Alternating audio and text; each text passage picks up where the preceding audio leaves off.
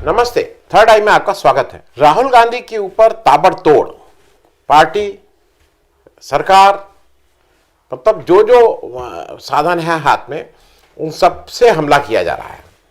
अच्छा, as far as party is concern, party में party president और फिर मंत्रियों की ड्यूटी, ऐसा लगता है कि रोज मंत्री का दूसरा मंत्री आता है, नए नए मंत्री आ रहे हैं। पहले उनको लगा कि जो इस तरह के भाषा में बहुत दिन का विशारद है, जो बहुत सिद्धहस्त हैं, अनुराग ठाकुर जी, जिनके पास सबसे बड़ी डिग्री है सभ्य और सुसंस्कृत भाषा बोलने की, और इसीलिए उनको स्टेट मिनिस्टर से कैबिनेट मिनिस्टर बनाया गया था, वो भी आए। किरण रिजिजू जी आए, स्मृति ईरानी जी आई, मतलब सब एक के बाद एक आ रहे हैं। रविशंकर प्रसाद पहले ही आ चुके थे, हालांकि वो मंत्री नहीं है। अब आज हरदीप सिंह साहब भी आए। अब सब लोग आ रहे हैं और सब लोगों के हिसाब से बिल्कुल गलत। राहुल गांधी ने कितना राष्ट्र के सामने कितना, और हरदीप सिंह ने कहा बिना कॉमा फुल स्टॉप के उनको बस ये नहीं बोला कि नाक रगड़ के माफी मांगनी चाहिए, बाकी सब उनको कैसे कैसे माफी मांगनी चाहिए। वर्ड भी वो बता रहे थे किस तरह से क्या किया। राहुल गांधी के कल घर फिर पुलिस चली गई। और पहले यार पिछले दो तीन दिन में जैसे कहना है ना, कुछ मामला ढूंढ ढांड करके पुलिस चली गई। ये इस पे जरा चर्चा करेंगे, लेकिन जो पुलिस गई है वो राहुल गांधी के यहाँ 30 जनवरी को राहुल गांधी जब भारत जोड़ो यात्रा को कंक्लूड कर रहे थे, उन्होंने श्रीनगर में एक भाषण के दौरान ये कहा था कि जब वो चल रहे थे तो उनको कुछ महिलाएं मिली थी जिन्होंने सेक्सुअल अब्यूज, इस तरह की बातों की बात की थी उनसे। उन्होंने जब उन महिलाओं से कहा कि क्या मैं इसको पुलिस में इन्फॉर्म करूं और आपका, तो उन्होंने मना किया। उन्होंने कहा कि नहीं, क्योंकि उससे मेरी मुश्किलें बढ़ेंगी। ये बात हो गई थी। लेकिन अब कहीं से दिव्य ज्ञान 45 दिन बाद दिल्ली पुलिस को आया। दिल्ली पुलिस जो directly ministry of home, central government के अंडर है, वो दिल्ली सरकार के अंडर नहीं है, उसको ये दिव्य ज्ञान आया। उसने 45 दिन बाद एक नोटिस भेजी राहुल गांधी को कि आप वो नाम बताइए। राहुल गांधी ने उसके जवाब में कहा कि मुझे करीब 10 दिन का समय चाहिए, मैं डिटेल आपको बताऊंगा। और उस पर इंटेंट और कंटेंट दोनों की भी बात हुई, लेकिन ये तो सब्र नहीं किया गया। अच्छा, ये आप खुद समझ सकते हैं, राहुल गांधी के घर अगर पुलिस जा रही है तो कोई ऐसे ही उठ के नहीं चल देगा तफ्तीश करने।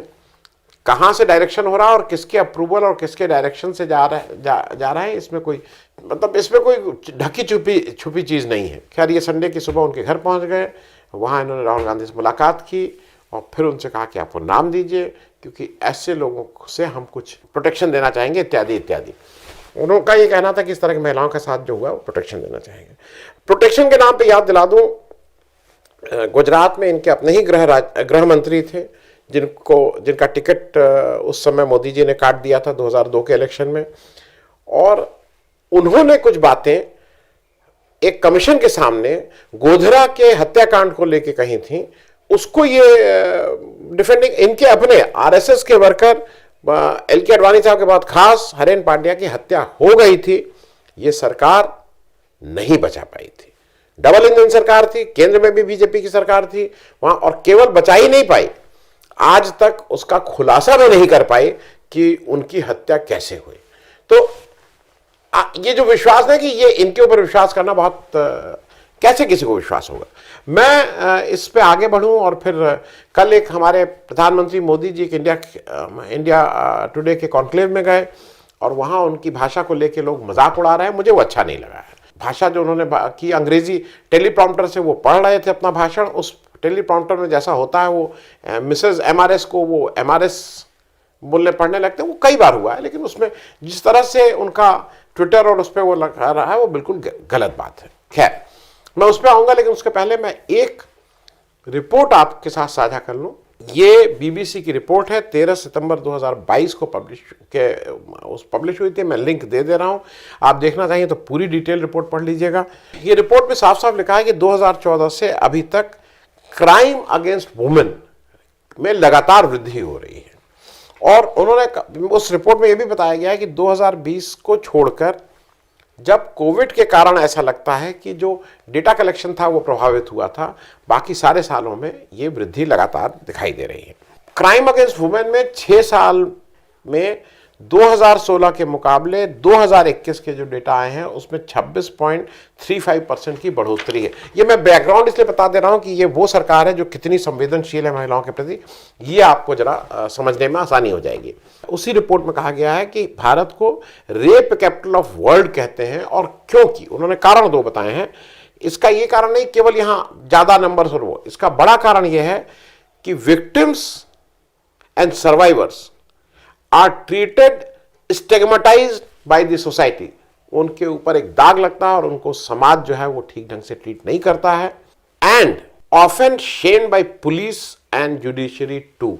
जो बात राहुल गांधी ने उन महिलाओं से जब बात की और कहा कि हम आपका करें, जो महिलाओं ने बात कही थी वही ये रिपोर्ट भी 13 सितंबर 2022 के पब्लिश डेटा में कह रही है। खैर, अब हम आगे बढ़ लें और अब मैं सबसे पहले इस बात पे आ जाऊं जो इंपॉर्टेंट है, कि वो छोटी है लेकिन समझना चाहिए। कल इंडिया टुडे कॉन्क्लेव में हमारे मोदी जी को बुलाया गया। मोदी जी वहां टेलीप्रॉम्प्टर से पढ़ रहे थे और उन्होंने उसको, वो मैं लगा दे रहा हूं क्योंकि आप खुद देख लीजिए कि क्या क्या मोमेंट कहा। This is India's moment, this is India's moment, this is India's moment. Moment को उन्होंने मोमेंट कह दिया।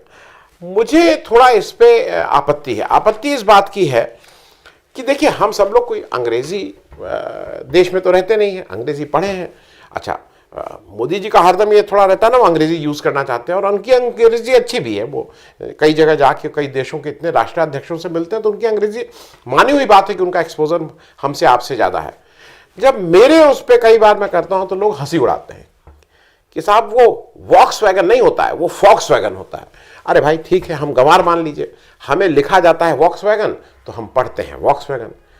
वो प्लम्बर नहीं होता है, वो प्लमर होता है। अरे भाई उसमें बी हटा दो, अपने घर पे रख लो।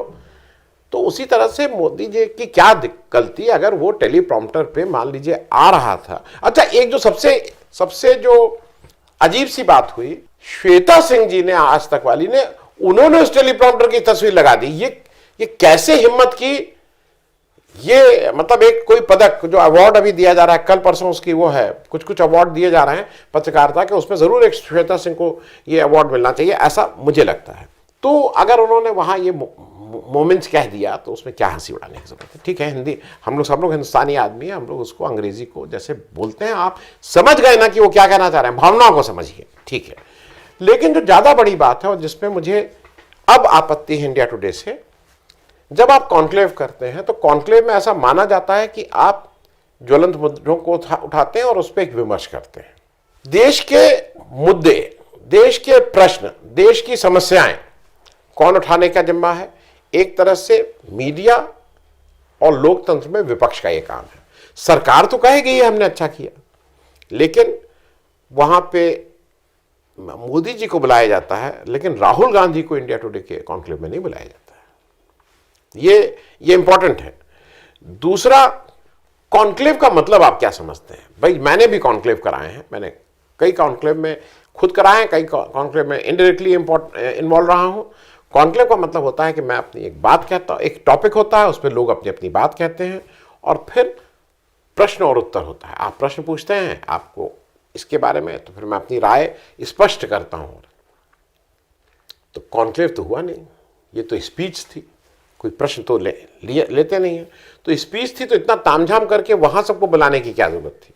उनका टाइम भी वेस्ट किया। देखिए, जब प्रधानमंत्री निकलते हैं तो उससे कुछ दिक्कतें हैं। प्रधानमंत्री को दिक्कत है, सिक्योरिटी को दिक्कत है, रास्ते में जो लोग चल रहे हैं उनको दिक्कत है, ट्रैफिक रुकता है उसको दिक्कत है, ईंधन खर्च होता है उसको दिक्कत है, पॉल्यूशन होता है उसको दिक्कत है।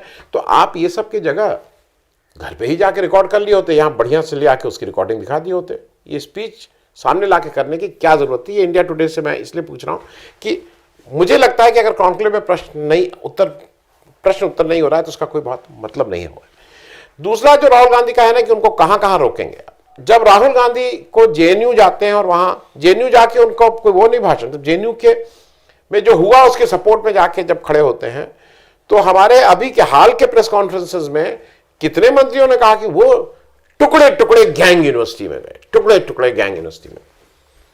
अब उसी यूनिवर्सिटी में हमारी राष्ट्रपति भी जाती हैं उनके सालाना जलसे में और वहां अपना भाषण भी देती हैं और उस यूनिवर्सिटी की तारीफ भी करती हैं।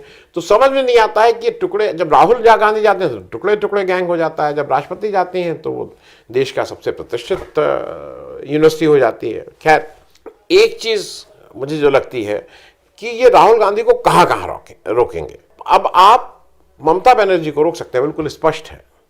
आप अखिलेश यादव को रोक सकते हैं, क्योंकि इन लोगों को तो आप चुप करा लेंगे, और वो बिल्कुल स्पष्ट है, उसमें और डिटेल बताने की जरूरत नहीं है, वो आप भी समझते हैं, मैं भी समझता हूं।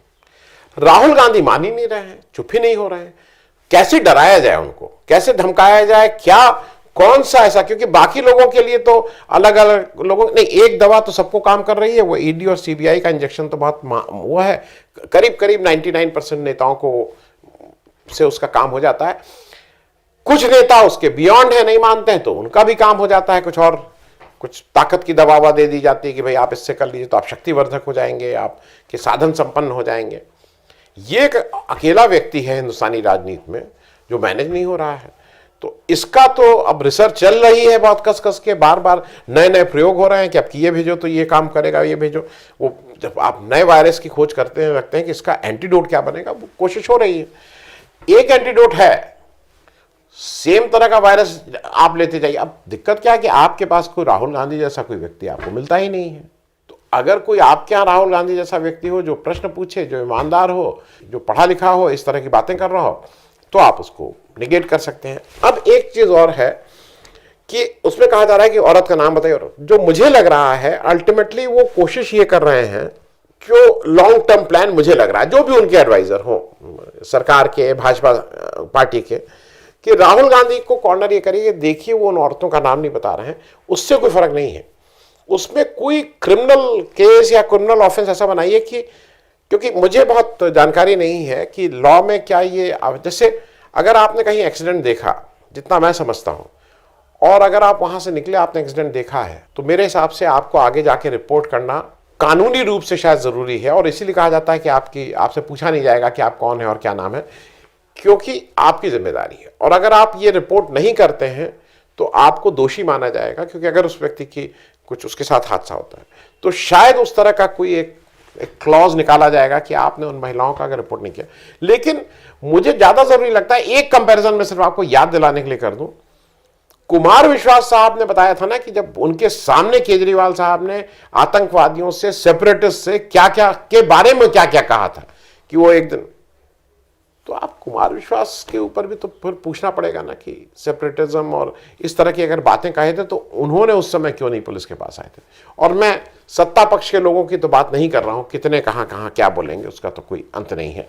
ये सिर्फ मुझे लग रहा है दो लोगों को डिस्ट्रैक्ट करना है, दोनों पक्ष पे काम किया जा रहा है। एक ये है कि देश थोड़ा डिस्ट्रैक्ट हो, अब लोग लग गए कि नहीं राहुल गांधी को नहीं बुलाना चाहिए, ठीक नहीं है ये नहीं। दूसरा, जो भी राहुल गांधी के जो कांग्रेस पार्टी, राहुल गांधी के जो संसाधन हैं, सलाहकार हैं, जो लोग काम कर रहे हैं, भाई वो अदरवाइज क्या काम करते हो, अदरवाइज काम करते कि अडानी जी के बारे में नई नई जानकारी लो और पता करो कहां कहां बेईमानी की, कहां कहां चोरी की, किसने विनोद अडानी के नाम पे पहले बोले कि मुझसे मतलब नहीं, फिर बोले कि मतलब है, इत्यादि इत्यादि। उनके बहुत से खुलासे हो रहे हैं, तो सारी एनर्जी और साधन उसमें लगते। अब अगर आप उनको फंसा दीजिए कि नहीं नहीं अब इसका जवाब करो, इसका वो करो, अब ये राहुल गांधी से हम पुलिस बुलाएंगे, तो मानी हुई बात है कि लोग उसमें थोड़ा फंस जाएंगे, तो वो मामला स्वतः ही थोड़ा ढीला हो जाएगा। लेकिन राहुल गांधी भी अजीब चीजें मान रहे नहीं, फिर कर्नाटक पहुंच गए हैं। कर्नाटक में इलेक्शन है, आपको जाने की क्या जरूरत थी, वो काम हमारे प्रधानमंत्री जी करते हैं। प्रधानमंत्री जी अभी ऐसे सरकारी यात्रा पे हैं, तो अभी आप क्यों जा रहे हैं, आपको कर्नाटक इलेक्शन में जाना भी नहीं चाहिए। तो ये भी एक थोड़ा सा मामला गड़बड़ है कि आप वहां चले जा रहे हैं बार बार कर्नाटक इलेक्शन में। मैं एक दो चीजें चलते चलते जरूर बोल दूं कि ये जो राहुल गांधी, जो अभी कहा जा रहा है ना माफी मांगो माफी मांगो, और किस लिए माफी मांगो, क्योंकि राहुल गांधी विदेश धरती पर उन्होंने कहा था कि भारत का लोकतंत्र खतरे में है। तो भारत के लोकतंत्र के बारे में जो यहाँ एक चुने हुए प्रतिनिधि के साथ जो ट्रीटमेंट संसद के अंदर और संसद के बाहर हो रहा है, उससे मेरे ख्याल में बहुत सी चीजें खुद ही प्रूव हो जा रही हैं। उसको कोई नया नहीं प्रूव करना है, वो अपने आप ही प्रूव हो जा रहे हैं कि लोकतंत्र कितना मजबूत है, कितना मजबूत नहीं है।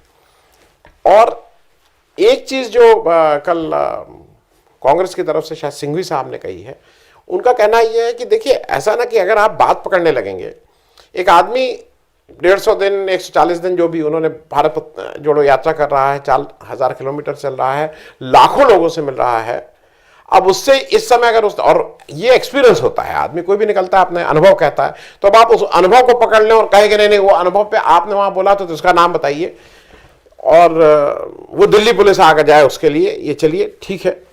लेकिन मुझे अभी भी ये लगता है कि ये कर कुछ लें, जितना मैं अभी तक रीड कर पा रहा हूं, राहुल गांधी की सुई तो अटक गई है अडानी पे, और वो अडानी का पे जो उनकी सुई अटकी है तो वो तुम इधर कर लो उधर कर लो, दिल्ली पुलिस फलाना पुलिस ये ईडी कुछ कर लो, मामला तो वो अडानी पे ही अटका रहेगा। आप हमारे साथ भी ऐसा होता था, विपक्ष की एकता नहीं हो रही है, Rahul Gandhi is not fit for वो क्या उनका वो विकल्प कुछ बात करते रहो, ही इज नॉट इंटरेस्टेड। उनके लिए राष्ट्र बड़ा है, उनके लिए वो लोग बड़े हैं जो इस राष्ट्र को जिस ढंग से अडानी जी को सौंप रहे हैं, इन प्रश्नों के उत्तर राहुल गांधी शायद उनको लगता है कि इन प्रश्नों के उत्तर उनके लिए ज़्यादा ज़रूरी हैं बनस्पत छोटे मोटे पॉलिटिकल कंप्रोमाइज़ के। थैंक यू सो मच, बहुत बहुत धन्यवाद।